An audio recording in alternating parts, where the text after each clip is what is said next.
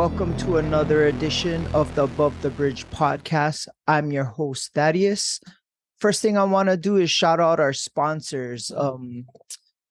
First of all, we have Defend Hawaii. They're our number one sponsor that was with us from the start. If you go to their website, go to defendhawaii.com. If you use promo code ATBPOD upon checkout, you'll receive 15% off your entire purchase order.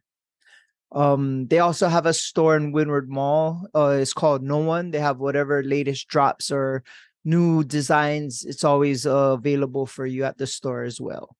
Again, defendhawaii.com, promo code ATBPOD. Next, we have IREP Detail Supply. If you ever need to wash your car or detail your car or vehicle, go check them out. They have a store in Temple Valley Shopping Center. You can also go to their website, irepdetailsupply.com, promo code ATBPOD upon checkout, and you'll receive 15% off your entire purchase order. Next, we have Hawaii Candy Factory, and you see their snacks everywhere. They're in a food land at 7-Eleven. You see them at a little gas station. It's the cute packages called Nom Noms or Noms, Lihimui, Gushers, Gummies. They have, my favorite is the lemon peel on the peach gummies. That's my favorite, but go check them out. HawaiiCandyFactory.com, promo code ATBPOD upon checkout. You'll get 10% off your entire purchase order. Okay, my last sponsor is Medicinal Mushrooms Hawaii. And it's been kind of a new craze. A lot of these new mushrooms have been linked to a lot of health benefits. Right now, they just dropped the lion's mane and chaga mushrooms, and they have it in tincture form. If you don't know what lion's mane does, it's known to increase energy, focus, memory, and also improve your moods. The chaga, which is their newest one, this is known to help boost your immune system, fight inflammation, and also balance your gut health, probiotics, and kind of balance out what's going on in your stomach. But right now they have these two tinctures available on their website. You can go to medmushroomhigh.com and use promo code ATBPOD upon checkout. You'll receive 40% off your first tincture. So go check them out. I've been using this every day, both of them. I put 3 drops of this in my coffee every morning, and it's been changing my mood, my inflammation. I've finding that it's been helping me out a lot with everyday life. Go check it out. Promo code ATBPOD, 40% off your first purchase. Go check them out. Aloha. Okay, this week, my guest is somebody, if you've been to a local mixed martial arts show, you would see this guy in the ring or the cage. He's always a ref for pretty much every show that's ever happening in the state of Hawaii. My guess is Kevin Yoshida. What's up, man? What's up, Dad? Thanks for having me, man. Right. Thank you for coming on. And you're at work right now? Yeah, I'm actually finishing up, but work never ends, man. When you own your own business, even though the shop is closed, I still got to do paperwork. I got to do inventory, just it's nonstop. So I usually burn the midnight oil, but that's how we just gotta hustle. So you own a heavy metal barbell company, correct? Yes. Yeah, and I think I went there once and I bought those Versa grips. Oh yeah, it's a great product. Yeah, that's my favorite. I use them like every week, but yeah. So what is your shop? Your shop is like you sell weights and workout equipment as well as supplements.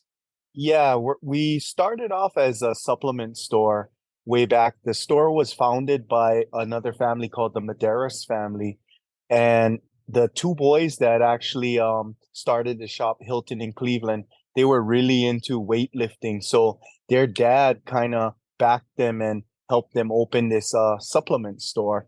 So it started as just supplements, but later they branched off into like weightlifting gear, weightlifting equipment, plates, barbells, dumbbells.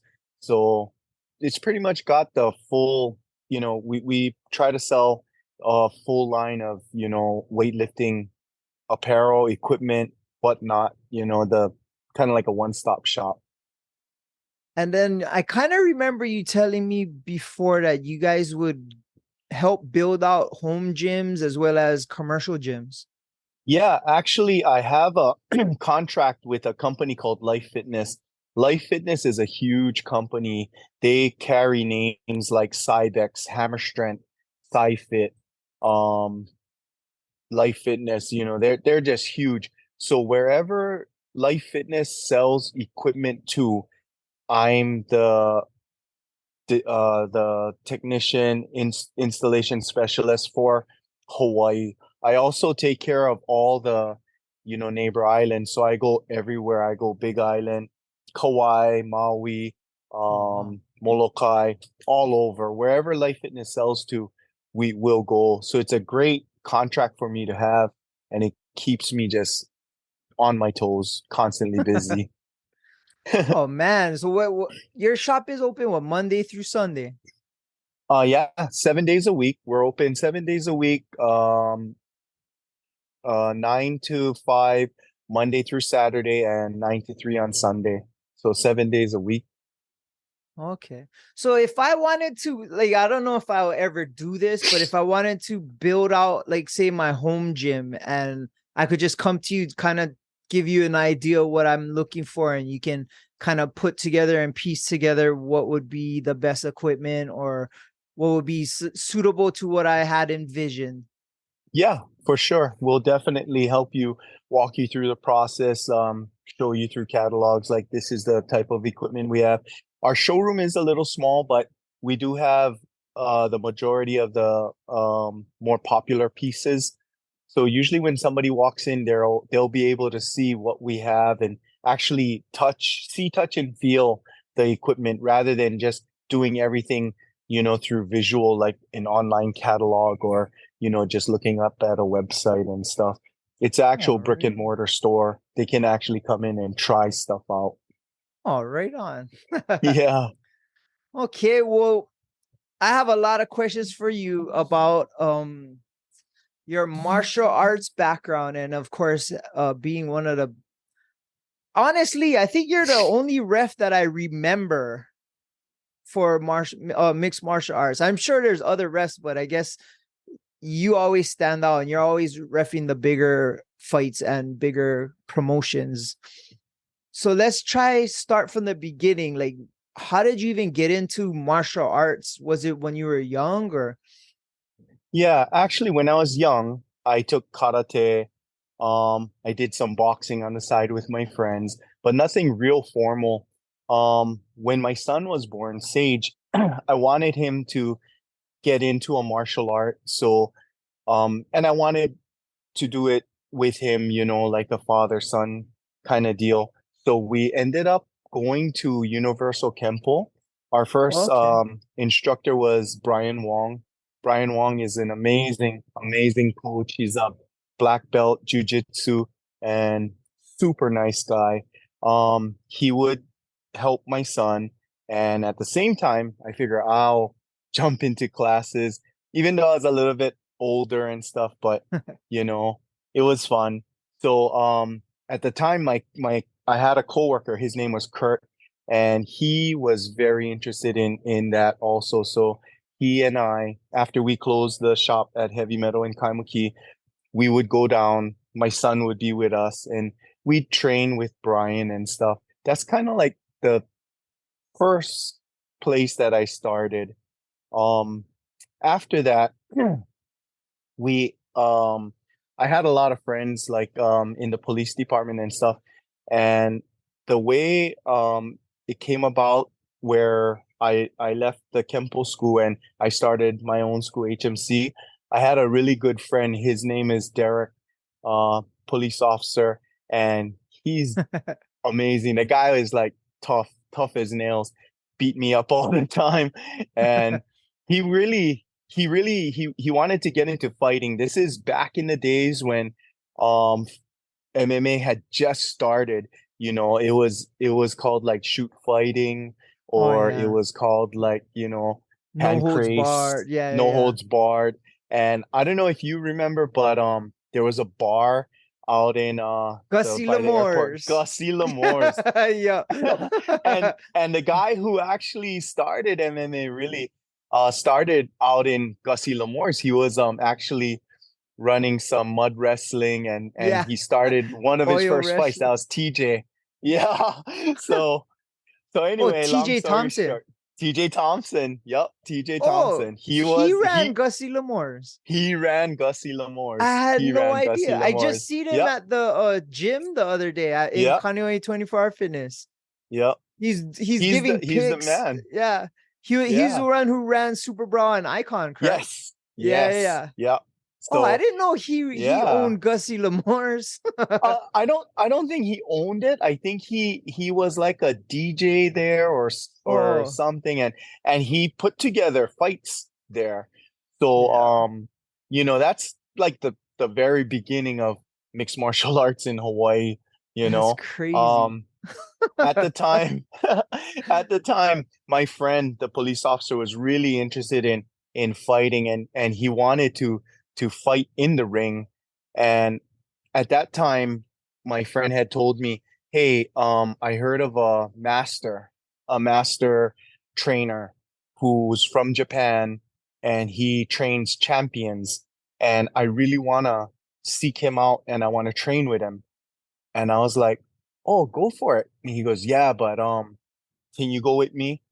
And I was like, no, I don't want to go, bro. And I said, I'm busy, and he was like, oh, come on, let's go. And I'm thinking, wow, master, you know, and he said his name is Haru. So I was like, Haru. I was like, oh man, this guy, growing up watching Black Belt theater, I thought this was like a real old master with, long eyebrows and, Like Paime. yeah. And yeah, so Derek, he kept asking me, can you go with me? And at the time, Haru had just kind of retired from coaching. He opened a school out in Washington called AMC Kickboxing with Matt Hume, Oh, and they wow. had major champions come out of there. Josh Barnett was out of there, Curtis Schuster, Maurice Smith, all these like Oh, wow. top old school guys that are just killers. And Haru had left that and moved to Hawaii to relax and retire. So he was teaching out of a house in Kahala, and it was like only open to invitation only. You would have to meet with him and talk to him, and if he liked you, you could train. So long story short, Derek convinced me to go with him and meet with Haru. And when I first met Haru, I was like, I was blown away. It wasn't what I thought. I thought, strict old, you know, stage type man, but no, he's like, Haru. I Yeah. don't know if you know him, but he's like the coolest guy ever.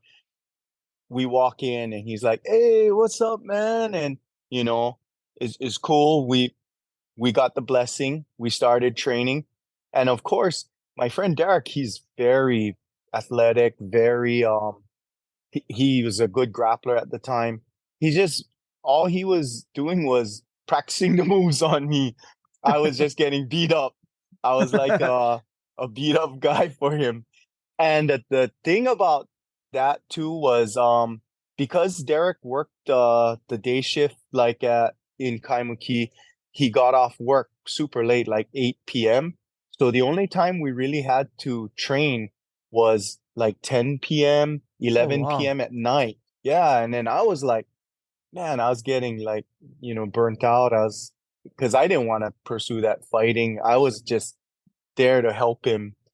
And yeah, training with Haru, that's pretty much how we started. Um After about a year or so, I think all of Haru's guys started competing, doing like the local shows and stuff, the Super Brawls. At that time, Haru was the first one of the first referees in Hawaii. He was helping Okay. TJ out. So his connection to coming to Hawaii was he kind of knew a lot of the people in the fight scene. Back then there was TJ was running shows. There was one of Hawaii's first MMA fighters, Carl. I can't remember his name right now, but Carl would be like one of Hawaii's first MMA guys. So Haru had this Carl Franks, sorry, Carl Mm. Franks. And Haru had this connection with them, and he was trying to help them establish MMA here in Hawaii. So that's kind of how I got into the MMA scene. I was training under Haru. Um, Haru is, his passion is he came to Hawaii kind of to retire. So some days when we'd be training and the surf was up, and because we were training at a house out in Kahala, he'd be like, "Hey, can you warm the guys up and I'll be back." I just, do a couple sets, and I end up having to try to run warm-ups and stuff for people. And it was just funny. It was crazy. But yeah, that's kind of how I got involved. Oh wow. Were Yeah. you involved when you were doing Kempo back in the day when they had a lot of just kickboxing shows with Alexio and all that. I don't know if you remember Tony Villalon. He was a ref for those shows, and he ran a stable out of Kailua or Waimanalo. Yeah, I remember Tony, but I wasn't really that involved yet. I was still just Haru's student.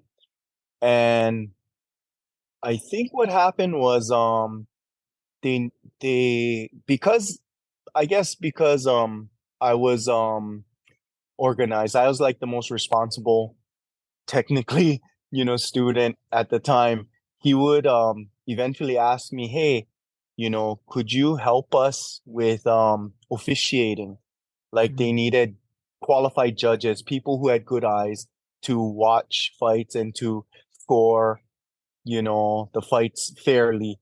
And that's pretty much how we started. They asked me to judge a few fights, but um yeah, I never was really too involved in the kickboxing promotions at the time, but I do Mhm. remember all of like because Dennis Alexio actually was one of Haru's students also at one Oh yeah. time. So they have a good friendship. Yeah, Yeah. he used to come train with the guy that I used to train for, Bob Smith, and Yeah. he would come to our, and he was larger than life. He was heavyweight at the time, and yeah, Yes. I got to move around with him. Like my whole claim to fame is I kicked him in his head once. I mean, I'm sure for Nice. him it was the equivalent of getting bit by a mosquito, but my foot hit his head. That's pretty much my Yeah. my claim to fame. Did you get to compete prior to reffing and stuff? Yeah, actually, because we trained a lot and stuff, I had met at the time one of my closest friends, who's another referee for Hawaii, Chris West, and Chris would show me a lot of jujitsu and stuff, and I used to like practicing jujitsu, and I wasn't that great, but I would be like the sparring partner for to me at the time, those guys were great. Was Chris West, Derek Matsumoto. They would just beat me up. So you eventually learn something. So what happened was I remember I was out on Maui doing a job for my business, Heavy Metal, and I forget how long ago this was, but this was like many, many years ago. And Chris called me. He goes, "Hey, where are you at?" And then I said, "Oh, I'm on Maui today." He goes, "When are you coming back?" And I said, "Oh, I'm coming back by Friday." He goes, "Oh, good. I signed you up for a tournament." And I was like, What?" And he goes, "Yeah, yeah, yeah. I just put your name in. Don't worry, you don't have to pay the entry fee." And I was like, "I don't want to do that." I said, I'm not, you know, I'm kind of nervous. I don't know what to do and stuff." And he goes, "Nah, nah, you'll do fine. You'll do fine." At the time, Chris was helping Homolo promote his Triple Crown jiu-jitsu tournament. So it Oh, was yeah. the Triple Crown Jiu-Jitsu tournament. And I went in and yeah, I won the blue belt tournament. So it Oh, was right pretty on. cool, you know. Um I was just having fun. I really at the time I've never really competed before, so it was like pretty exciting and stuff, but yeah, after that, I did several more jiu-jitsu tournaments and I had some wins and of course I had some losses, but that was primarily it. I've never competed in um mixed martial arts. Everyone thinks I've fought, but I've never fought in mixed martial arts. I would just help, coach all our fighters and, you know, um, coach and referee and whatnot. So you're coaching out of HMC. Yes, yes. I So was wait, coaching that's out of that's HMC. your school. Yes, HMC. Well, when we first started HMC, it was uh four of us. It was myself, Haru, and two police officers. One was Derek, who, asked me to be his, sparring partner, and another police officer, his name was Mike Tanaka. So the four of us together founded HMC. It was because Haru had outgrown his garage that we were training out of in Kahala. And, Oh, wow. you know, he said when he met us, he got his passion back. And that actually meant a lot because, That's you awesome. know, yeah, he technically came here to retire, and he didn't want to pursue coaching and stuff. But I guess when he took on our group of fighters, he really got inspired again. So he approached me and Derek and Mike and said, "Hey, I want to make an actual academy. Are you guys willing to help me?" So the four of us, put some money together and we got our first location, which was in Kaimuki. That's how HMC started. Oh, And wow. yeah, I didn't know that. I thought it was always Haru. I didn't know that you guys were all linked in. I know you guys yeah, trained there, but yeah. We oh, so your we son we grew up oh with yeah. oh, wow. Yeah, my children, Sage and Kitana, they grew up in the dojo because when we first started HMC in Kaimuki, my daughter was just born. So um she's gonna be 26 this year. So we're rolling 26 years now.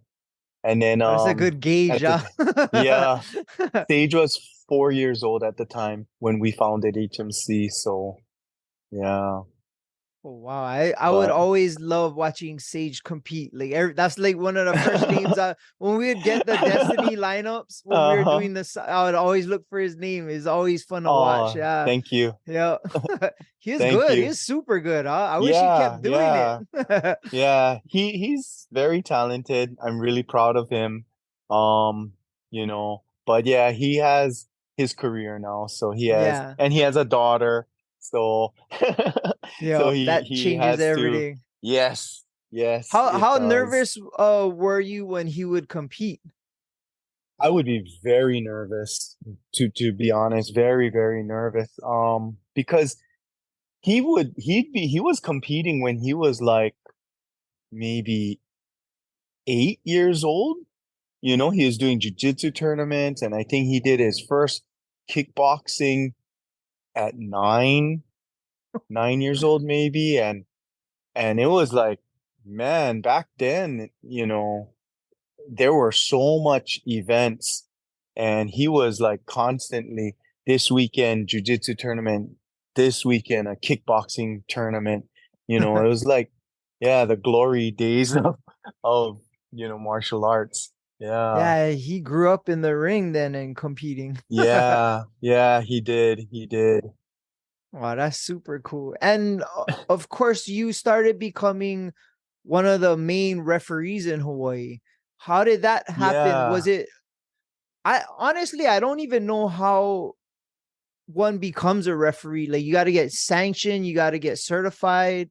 Or in Hawaii, it's like, this guy's good. Just let him ref.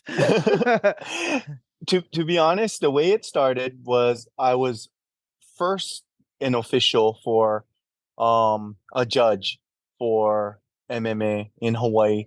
So I would be like one of the main judges. And then I kind of took the lead as the main judge, where I would coordinate, I would bring in all the other judges, and I'd back then we didn't have a commission, so I would be the one, printing out scorecards, um, having meetings with the guys saying, hey, this event, uh, last event we had this controversy. I was really the one doing all of that before, all the commission stepped in. So it started as being just a judge. And one year, and speaking of Rich, this is a real coincidence. One year they had an event. It's a collaboration with K1, which is an organization from Japan, one of the Okay. biggest kickboxing Yeah, yeah, organizations yeah. in Japan. And they combined with BJ Penn folks, Oh yeah. Rumble World Entertainment. And Was that Rich at was, Aloha Stadium, right? yes, Yeah, yes, we at went the to that. I Aloha talked to him Stadium. about that. Yeah, Yeah, so yeah, Rich was one of the liaisons for yeah. Rumble World Entertainment. And Japan had come down, and in Japan the events were run, like uh on a schedule, and they had everything down. So when the Japanese officials came down, they wanted to observe how evolved Hawaii MMA was. And when they had met all of us, and they met me, we became good friends. And they kind of told me, they said, hey, you're really you're the one coordinating everything. You're very knowledgeable, in martial arts, but you don't really have formal training. And I said, yeah, I just had to kind of learn as we go. So they asked me, they were technically scouting at the time. They were looking for someone that they could bring to Japan, because at that time in Japan, the officials were all Japanese, and the Americans or European fighters felt like it wasn't fair. They didn't have a international referee. So what they did was they asked me, hey, do you want to come to Japan and, like watch a K1 event? And I was like, yeah, oh yeah. And then they said, yeah, we'll even pay your way and we'll put you up and everything. I was like, okay. And I thought I was going just as a guest. Yeah. When I when I got to Japan, my friends at the time, he's one of the top referees for K1. His name is Akira Okobayashi. And another very good friend of mine, who is technically like one of the head refs for K1, is Atsushi Onari. They kind of whisked me away, and they were doing measurements on me, taking neck measurements, chest measurements, and I didn't understand. And um the next day I had a K1 uniform, and they told me, they said, "Hey, you're gonna referee. We're gonna ask you to try and referee one of the undercards." And I was like, I've never done this before. They said, don't worry. We'll teach you. We'll teach you. You'll do fine. So, man, it was so spooky. They mic'd me up, and in Japan, when you're mic'd up, the the other referees who are helping you, they can talk to you. They can tell you like, hey, um, you know, uh, if you want more action, they'll say, ask for fight, like more fight, more Oh, you have aggression, like a headset. Yeah, you have a headset. Oh, wow. So, they can give you, they can technically coach you while you're in there. So while I was in the ring, they would be saying, step back a little bit, step in a little bit closer, Oh, wow. uh yeah, ask for And action, and you action, can speak action. speak Japanese. No, I don't Oh, speak one word of Japanese. So the thing is, they brought me in as an international referee to make it fair. Like not all referees were from Japan. They, Oh, okay. there was one who didn't speak Japanese. He spoke English, which was me. So that was my first time, and luckily I did really well. Was I it did fun at well. least? It was fun. It was really fun. And Was you it like a know, big event? yeah, it was a World Grand Prix, the Oh, wow. K1 World Grand Prix. Yeah. With like It the was Tokyo like, Dome or something. yeah, it was at Tokyo Dome. Yeah. So they It say, wasn't "Come, you under, can come watch it." Then they say, "Oh, yeah. next thing you know, you're in the ring refing I'm in in the the Tokyo ring Dome." reffing with my uniform. I got a bow tie. It was surreal. Like I I think back about it now and it's like a dream. It was unreal. Yeah. So I well, I guess I had some experience because at HMC we do sparring with the kids and I'd kind of like referee for them, you know. So I knew how to move in there with you know people who were fighting and but it was just on a whole different level because these guys are professional fighters and they're like big and so So you're and certified or nothing? They just threw you in there. no, they brought me to Japan and they were like, this is your training course, and I was like, holy crap. But you know what, it was awesome. The first event that I did was in Tokyo Stadium, That's a crazy. huge Tokyo yeah, K1 World Grand Prix. But the thing is, the reason too that they brought me to the World Grand Prix with the bigger fighters is bigger fighters don't move as quick as I don't know if you've ever heard of K1 Max. K1 Max was the lightweights, like the Oh yeah, yeah, yeah. 155s. Yeah, so um it's hard to referee the lightweights because they're very fast and you got to really know what you're doing. You got to be able to move. With the heavyweights, it's a little easier because they move slower and, more heavy hits. So, Oh you man. can kind of stay out of the way. But, but yeah, So that's how so it started. I gotta ask, your first match in Tokyo, what was the outcome? Was it like, did someone Oh, get it was, knocked yeah, out or? it was a knockout. And of course, prior to the fight, they go over everything, the rules. So in K1 World Grand Prix undercard, it was a three knockdown rule per round. If you go down three times, fight is over. So of course, flash knockdown, you raise your hand and you're down, and then the time starts counting. You um put the fighter who had the knockdown into a neutral corner and you start counting for the downed opponent. If they're up by the count of, seven, they're good. You check on them, check their eyes, see how they're, if they're coherent, if they're okay, wipe out their gloves, send them back in. If they go down a second time, same thing, down, send the fighter who got the knockdown to a neutral corner, start the count.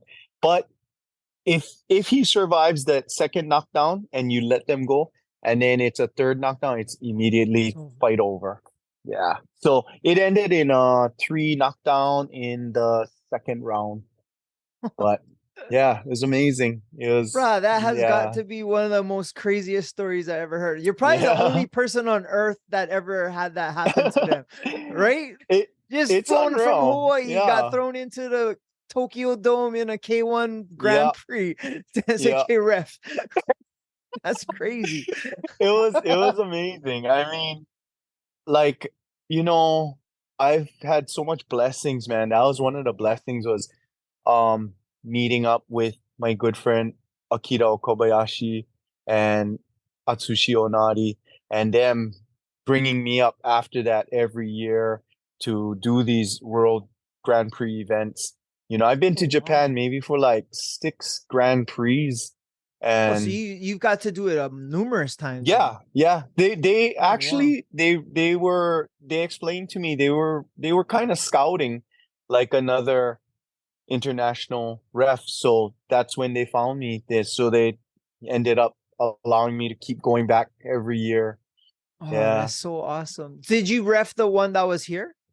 Because they had one at No. Stan Sheriff too, right? Oh yeah, I did. I did. Um, that one I did. And I kind of did the what my friends in Japan did to me, how they just said, "Hey, hey, you're gonna Yeah, yeah. referee a fight." I did it to my really good friend.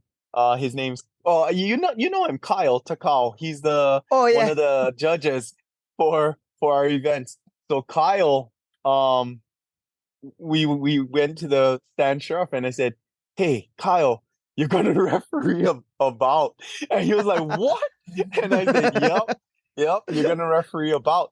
And the bout we gave him was Stefan Leko, who's like a legend in kickboxing, and Stefan Leko was fighting one of Hawaii's tough guys, Sua, Junior Sua. I don't know if you remember Oh yeah, I Junior remember Sua. that. Yeah. I was Yeah, at that so event too. oh Yeah. nice, nice, Yeah, yeah. nice.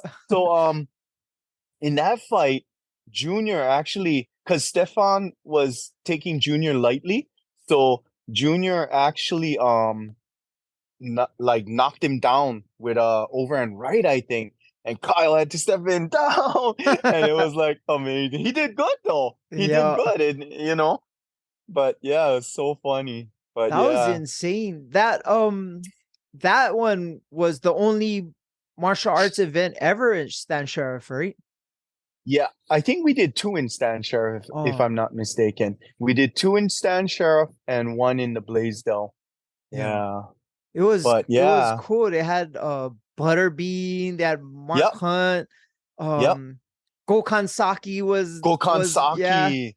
yeah. He was like He the dark horse who came out yeah. and And he he made was it to the kicking everyone's finals. Yeah, legs. yeah, Yeah. yeah. Oh, they had Cabbage fought. Yeah. Yep. I Scott went. Junk was on that card. Yeah, that's right. Yep. Scott Junk. Oh, yeah, Yeah. that was a crazy day. Yeah. We my friend, Peter, he owns 808 Yes. New Shit. So Yep. his Yes. friend was New Aki Bono was one of his Oh, um nice. I forget what his manager or so I forget what it was, but Uh-huh. because we do club events, she brought Uh-huh. Akibono to our club to promote it. Oh, So we nice. met Akibono, and Uh-huh. come to find out, my uncle was his teacher in Waimanalo Intermediate. And Wow. then we hung out the whole night with him and his brother. And Nice. he gave us tickets to the show. That's why we went. And Nice. it was Nice. awesome. Yeah. And I got to go to one other K1 in Uh-huh. Vegas, and I got to Oh, watch nice. one of my heroes fight, which was Alex Gong. And Oh, okay. he was like my one of my favorite fighters ever, and I got to Yeah. watch him fight. Who did he fight? He fought he was Dwayne Ludwig. He fought Dwayne Oh, Ludwig. wow. And Wow. honestly, I thought Dwayne won, but Alex got got the Nice. he got the He got decision. But the I always decision. thought Dwayne won that fight. But yeah, it was cool, and it was one of those Grand Prix. Yeah. Uh-huh. And so yeah, K1 was big. Is it still going on now, or I think they just resurfaced again. So, Hmm. I'm not 100% sure. I'm not in touch with I mean, I am in touch with my friends, but I'm no longer working for them where I would fly out and I would actually do international events. I'm primarily here in Hawaii now, so but Oh I'm yeah. thinking that they do have events. Oh, that's cool. Yeah. Well, let's get into what you've been doing recently. So, like I said earlier, every single mixed martial arts event in Hawaii, you're in the middle of the cage. And how are the rules now? Like, say if I wanted to be a ref, like, would I Uh-huh. have to go through the sanctioning body, or how would it be able for me to be able to ref? Like, is there rules now, or is just the promoters? Yeah, it's well, for one is you do have to go through the commission. You have to do all your um checks like of course vision check, heart check, so that's the standard procedure. As far as experience and what there's no real course here in Hawaii. They do Mm. have referee courses in the mainland, and they're usually hosted by some of the big name referees like Big John McCarthy, Herb Dean. But there isn't really a course here in Hawaii per se. What I would suggest is if you were really interested and involved is when you see us at the events, all the guys who work at the events like myself, Mike Onzuka, Chris West, Kyle Takao, um, Dane Furuta, we're all very approachable. Just come see us and say, hey, I'm really interested. I have a background, in kickboxing, taekwondo, and I wouldn't mind getting a little bit more involved. We could actually help you, like maybe on smaller events, let you officiate or let you go into the ring, and then we critique you, give you points and stuff, and kind of like just mentor you in a sense. Um we do need more officials in Hawaii, so if Yeah. you do know people that are interested, send them our way. We're Okay. very, very approachable. A lot of times people, they when they finally meet me and they're like, oh, you're so like funny, you're so easy to talk to. I go, yeah, I am. And they said, yeah, but in the ring you look so angry, like. And I said, I look angry. And they said, well, you look very strict. And I said, oh, I gotta be. But I said, um yeah, um I'm a human, Yeah. I'm approachable. So, you know, yeah, that's what I try to, and when we have these events, I'm usually the one who coordinates like all the rules meetings and the breakdowns with the fighters. And I always encourage them. I say, hey, you know, I know in a decision, there's going to be a winner and a loser. And then, of course, the winner and his camp is going to be happy, and the loser is Yeah. not going to be happy. You know, don't try to protest it inside the ring. Keep it professional. And then later, when you see us, the officials, just approach us, talk to us, and ask us, hey, I just wanted some insight on why, you folks felt it leaned more towards him, or, something like that. Or maybe like, hey, the guy was, clinching me in a kickboxing match and he didn't get warned, and, things like that. And we can actually explain to them in detail, like, hey, yeah, I chose to stop the action at this point because I saw, you were a little bit rocked and stuff. And, everyone has big heart. Everyone always like, oh, Yeah. no, no, I can take it.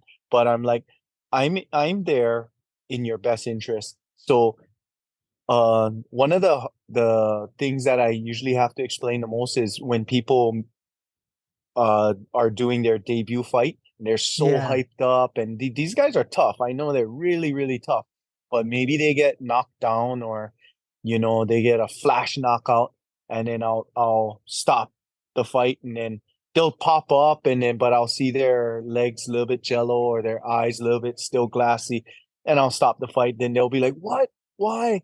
It's my debut fight, and I'm tough, and I can't." And I say, "Yeah, but I said, that's more so why I gotta be a little bit more cautious, because it is your first fight, you Yeah. know, and I see these signs in you that I feel I want to make sure you're okay. You fight for another day. Your legs are still a little not under you. Your eyes are still a little glassy and rolled. So I much prefer you to let me stop this fight, and you'll come back another day." So I feel like your personality could de-escalate a situation like that just because you know how to communicate good and kind of make it so they understand. And like it is most times the fights you're refing until it's like the last ones is all amateur.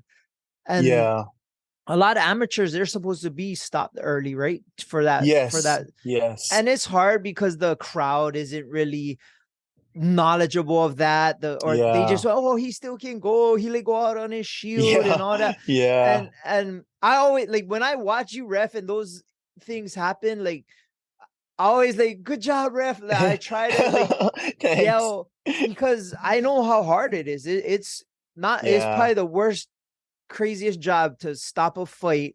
And his Yeah. girlfriend and Mata and his cousins is Yeah. all there, Yeah. and they're all Yeah. angry because they think he wasn't done yet. And Yeah. I was like, but in your head, you're saving him from getting flatlined in Yes. front of them. You know what I mean? Yeah. Yeah.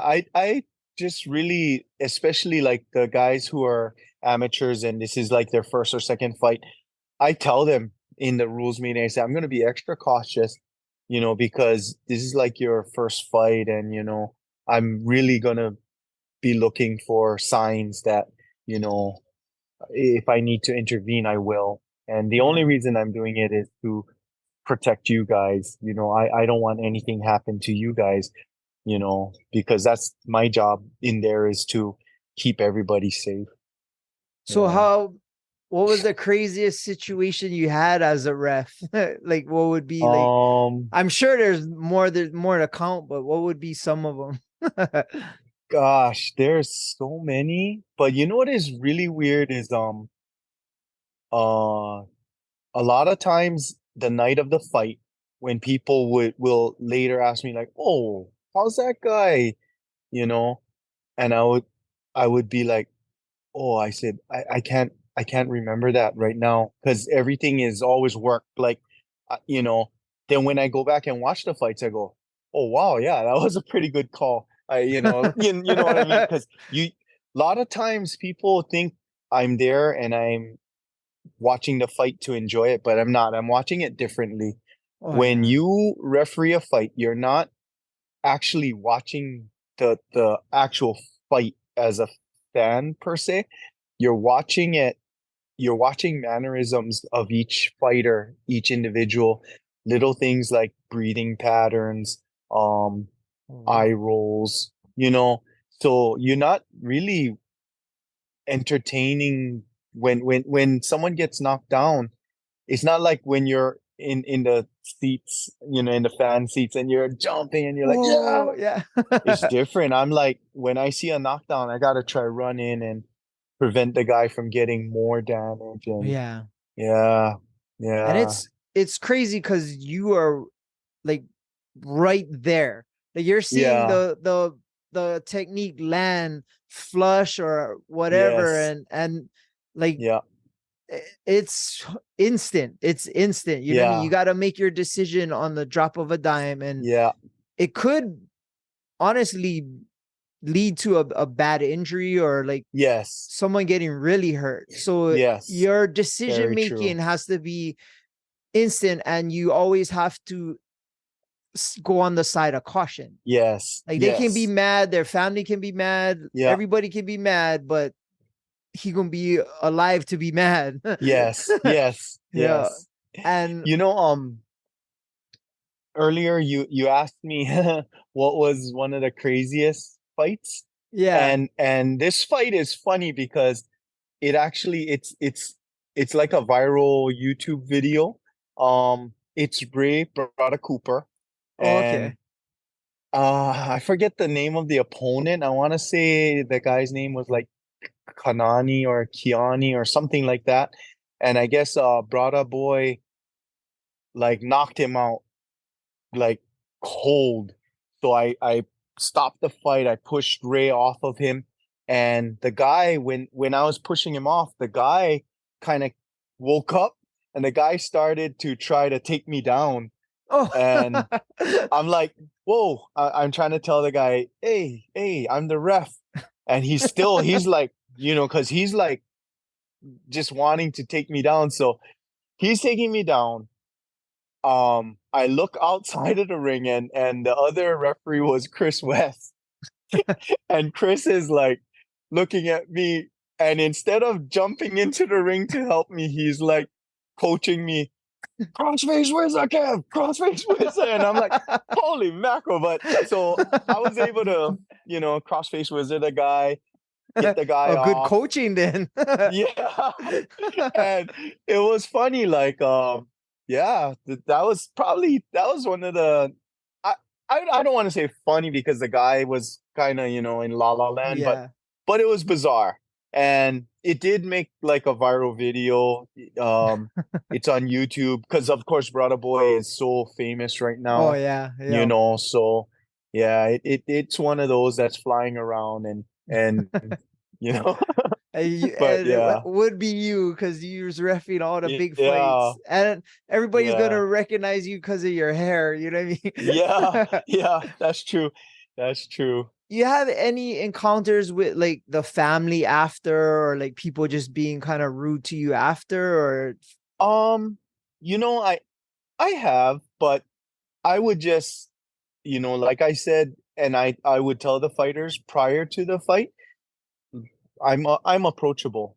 I'll not try to avoid you. yeah, So sometimes the families would come and say, "Hey, my boy could have kept going." And I said, "Yeah, but I did it because of these reasons." And I said, "I'm much closer inside the ring where I can see your boy's, you know, eyes, or I can see his throat movements, oh and the reason I stopped it was, I felt he was a little bit more injured than I could have let him go. And and most times I would say they understand. And then later, there's even some fighters who, when I made the call, they would be upset, and then months go by, and then I'll see them at a event, and they would come up to me. And I know it's hard because everybody has like you have pride and stuff, but a yeah, lot of them would come and say, "Hey, coach." They refer to me as coach, or "Hey, coach, thank you. I know last time I came off a little heated and I yeah, said some mean things, but thank you." And I would just say, "Hey, thank you for approaching me and telling me that. It makes me feel really good, you know." And then I said, "I'm here for you guys. So anytime you yeah. guys need help, you have a question, please don't hesitate. Come and see me." Well, that's good, So and I feel like for our local events, our fighters are in good hands because you're in the cage with them, and if it it's someone who's very competent, and it would be a fighter's best interest to have you there, and the sport's growing, and the yeah. kids nowadays are getting very passionate about it. There's future and careers that could take place, and Oh yeah. um it would be sad for anything to get cut short because of a Yeah. incompetent ref. So it's like Yeah. it matters more now, especially the pro fights, because they could be signed or whatever. Yes. And because you're in there, it makes for a better show. For one, it makes for a better safety for the fighters. And I'm sure the people that you're gonna train or get to start being officials would be kind of similar to your style. Yes. Yeah, hopefully Yes. you can find some more, man. So you're not reffing every fight. Yeah. Yeah. Well, right now there's myself, Dane, Furuta, Chris West. I think we're the only three active referees right now. Yeah. So yeah, hopefully. I asked this question to Rich, who was a guest on my show Okay. before, and it's Yes. something that I am kind of on the fence Mm-hmm. with. Being that you're from a traditional martial arts background, what's Yes. your opinion on the current state of martial arts and how it's developing with all the MMA, UFC, and all that, compared to how it was back in the day? And a lot of these athletes or fighters, they're not brought up in like the discipline belt Yes. ranking system, earning like a black belt, and Yes. having those kind of instructors like being a base baseline for their martial arts career. They're more athletes than martial artists, if that Yes. makes sense. But what would be your opinion for that? You know, my honest opinion is the talent right now is amazing. Some of these young, fighters are so talented.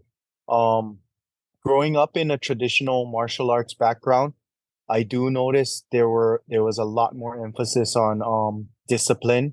Bow to your sensei, Respect. bow Yeah. to your opponent. Yeah.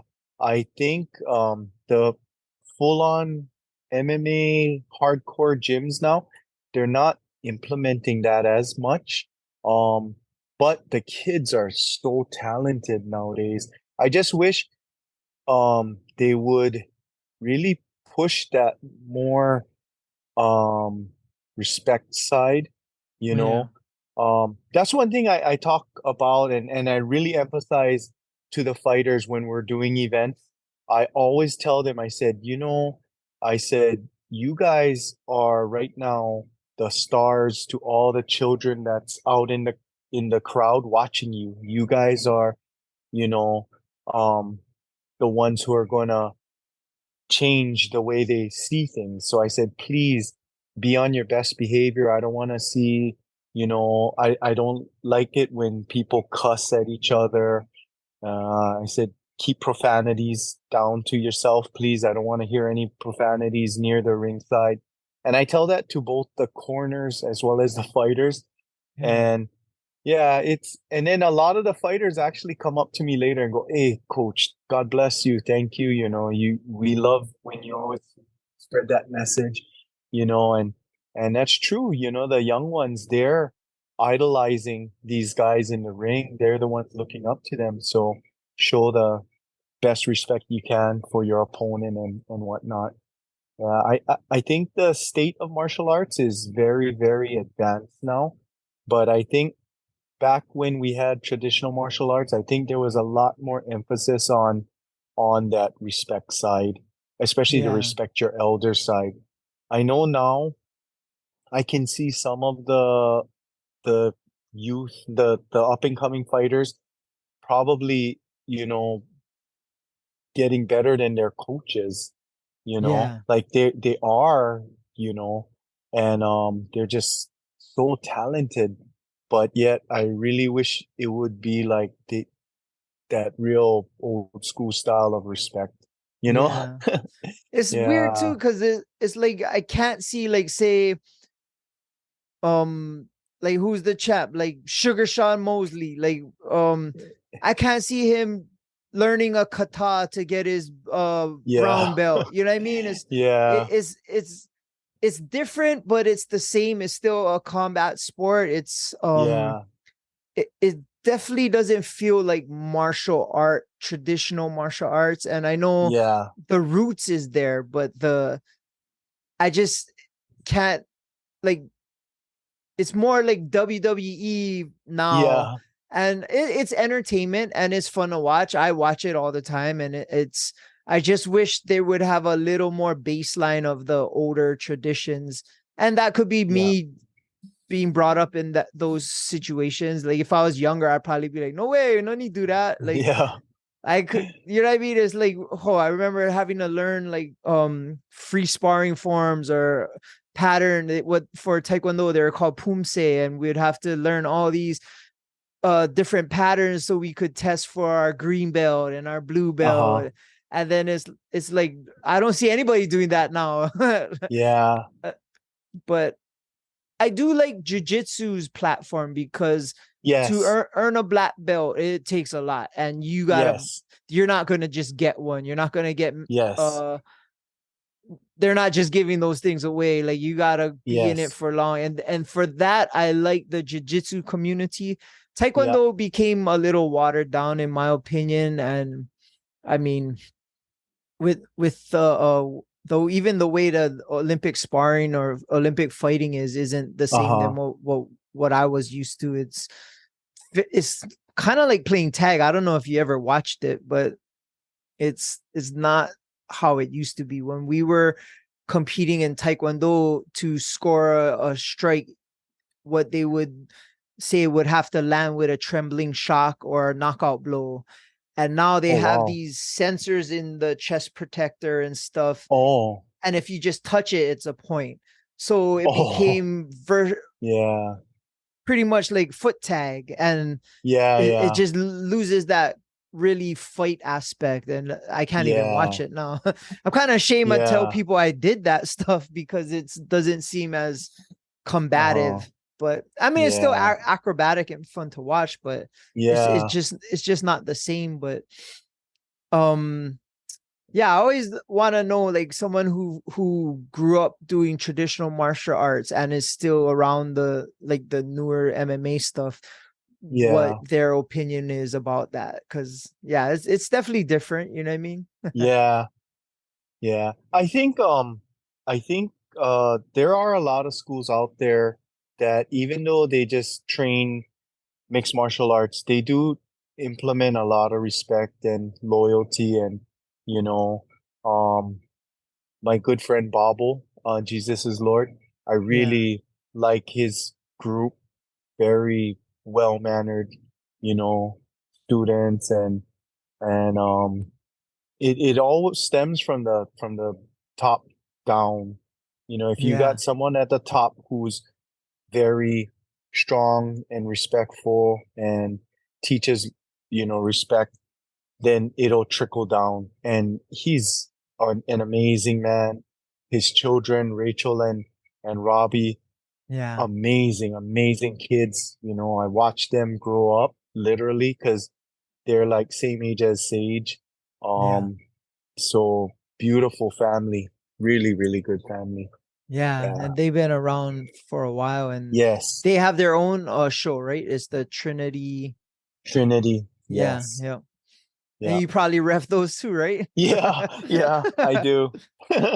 Okay, I spoke about it a little earlier, but Yes. you're the easiest guy to spot in the building because of your bleached hair. And for years, I always wanted to know, like, how did that come about, and like, why do you do it? Like, Um, I think the way it started was when I would go to Japan or vice versa. Our friends from Japan would come to Hawaii. A lot of the Japanese fighters started bleaching their hair oh, okay. and just out of the, you know, on a whim, I said, I'll try it, you know. And I did and I don't know, it just I I like it. It makes me feel younger. If I let my hair grow out, to be honest, I got like a patch of white hair. Oh It's yeah. not like nice, you know. It's like only in one spot, and Oh yeah. it looks really funky. So I now have that that I too. I do it, have one right here. It looks like a bird took a crap on my head, but yeah, mine is right here in the back, yeah. and so now when I do it, it's kind of to just, you know, and I've been doing it so long, like It's your yeah, trademark. yeah, yeah, Yeah. yeah. Everyone's always I get it's funny. Like I'll always get a compliment about my hair when we go out and stuff, and they're like, "Hey, nice hair." So I don't know. I like it. That's just what I do. It's good, and I'm honestly, I think it's good for the fighters when they go in the ring and they see your bleach hair. They know what they know Yeah. they're getting a good ref. You know what I mean? Thank you. Thank you. I appreciate it. Well, last thing I want to talk to you about is I've been seeing you pop up in random craft fairs recently. I seen Yeah. one at just recently at a shoe. What was it? The shoe Shoe, what do they call that? not shoe I, con. I forget. yeah, it was at Palau. It was a Um, shoe convention, yeah, or Palama. yeah. Yeah. And then I seen you came to my friend Koa's one, who Yep. had a Cole's car. Yeah, Windward. yeah, Windward Winter Collectibles. Cole Collectibles. is a Yeah, good guy. Super nice yeah. guy. Well, he lived right down the Yeah. street. We just did our Oh, fantasy football awesome. draft. Yeah, yeah, yeah. Okay. Yeah, his Okay, sister lives awesome. right next door to me. Yeah. Yeah. Oh, nice. Yeah. But so Yeah. what is that about? Okay. The the meaning of that is my daughter and her boyfriend, Kitana and Cameron. They have a they make their own merchandise. The name of their company is called Breaking Bank, Okay. and bank is spelled BVNK. So it's a real unique name. But this boy, he's so talented. He designs all his own merchandise. And what he does is he'll like mix collabs, like he'll do some Pokemon and he'll draw it with Hawaii like vibe. Oh, So okay. for example, that one Pokemon called the Diglett, and when Diglett is evolved, it's Doug Trio. There's three of them. He has a can of Vienna sausage with three sausages popped up, and it's Oh, that kind of creativity. And like I said, this boy is so creative. I'm so proud of him. When he was young and he was in my kids kickboxing class, okay. I would have students that would attend my class. And back then, the thing was your clothing. You had tap out, you had, you Oh know, yeah. throwdown, Affliction. all the Yeah. affliction, all the brand names. So some of the other kids there came from well-to-do families. They would have all these nice fight shorts, nice fight rash guards, the nicest gloves. And Cameron, his mom was a single mom, and he's such a sweet. This boy is like, he would come to class, and because he couldn't afford the brand name clothing, one day he came to class and he had the Japanese ka for chikara. It's Yeah, yeah. the Japanese kanji. He had one, and it was hand sewn onto his shorts. And I saw that and I was just blown away. I was like, and he's probably only like 13, 14 maybe at the time. I don't know exactly how old, but he's young. He's a young man in my kids' class. And I stopped him because he was always such a good, polite student, loves his mom, always talks about helping his mom. And I asked him, I said, "Hey, your shorts, your mom made that for you?" And he said, "No, I made it." And I said, "What?" Oh, And he said, "Yeah." And I said, I said, "I have so much respect for you. You know, I know some of the other kids, they're wearing all their nice clothing and stuff. You created your own." And this is when he's like a little boy. And yeah. thank goodness he and my daughter are a couple now. I'm so glad because he's a good guy and he Oh, that's deserves a good. good guy. She's a good girl. He deserves a good girl. But throughout the years, that was his passion. He loved designing things. So Oh, wow. he is so creative. He makes his own rugs out of yarn. He makes his own t-shirt designs. He designs his own straps. He designs his own stickers, and very, very talented. So whenever they have a convention and they ask me if I'm willing to help, I'm able to help. I'm there because that's that's part of my passion, is watching my children succeed. So at every convention, I go, I help them set up the tent. Yeah. I'm behind the desk, trying to help sell items, and I just take a seat back and I watch them, and I'm like, wow, I'm so proud of you guys. Yeah. Oh, Yeah. that's So good. that's what it is. But they have an Instagram page, so it's called Breaking Bank. And Okay. yeah, if you guys check it out, Yeah, he's we'll put it underneath. Yeah, for sure. yeah, very talented boy. Oh, right on. Well, we've been talking for over an hour and I appreciate you taking time out of your day Thank and you. Thank you, Thad. Yeah. I really enjoy that K1 story. I didn't have any idea that happened. So yeah, that's gonna be cool. It Um, was pretty gnarly, yeah. yeah, I wouldn't mind having you back on and we could talk more later. And Yeah, for sure. I I would would want love to to. know, yeah, some of the old school stories. It'd be fun to talk about. But Yeah. if people want to, so you still have HMC going on right now? Yeah. I still have HMC. I have a women's and children's class that I teach every Sunday at 10 to 11, then 11 to 12. Um, I have my business, Heavy Metal Barbell. Um, I'm super busy. Tomorrow morning, I gotta fly out to the Big Island for repair. Yeah, I'm pretty busy, which is a blessing. Yeah. I cannot thank the Lord enough. He's blessed me with so much abundance. Yeah. Oh, I know what to ask you. When the Yes. pandemic was going on and everybody couldn't go to the gyms and stuff, you must have been selling all your equipment. Yeah. We actually did. We sold because the original owners of the store was the Medeiros family, and I Yeah. kind of inherited the business from them. They had items when I took over. They had items in their warehouse, which is now my warehouse, which we've had for 30 years, like Oh, wow. old school round dumbbells, you know, and we literally sold everything. People were just lining up to get anything, and every shipment I brought in, I posted on Instagram, and as soon as I post, there's a line out my door.